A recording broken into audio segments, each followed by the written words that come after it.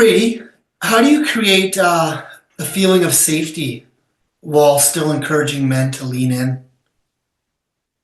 The way we do that is by bringing men into a group that's already existing and letting them just be a guy in the room for a while. We just ask them to open up about the basic stuff like, who are you? What's your name? What do you do? And what are you hoping to get out of being here? Generally, those are pretty easy for the guy to talk about. And then he's able to watch the other men interact. And what happens is he sees other men be vulnerable.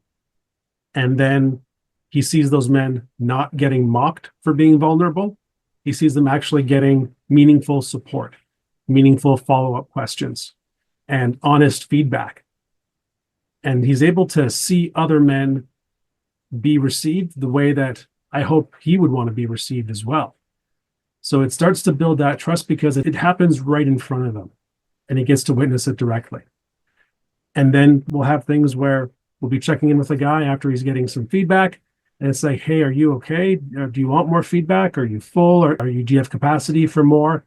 So by giving the permission to pause, stop, and end and start whatever he's going through and whatever the group support is, it's not being forced on him. And he knows that he's got the remote control in his hand to be able to press a stop button, a pause button. You guys give me a minute. Just need to take in what everyone just said there. There was a lot.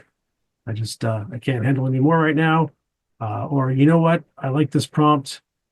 It's really bringing something up for me. I can't speak to it right now. So just you guys go and let me just participate by witnessing.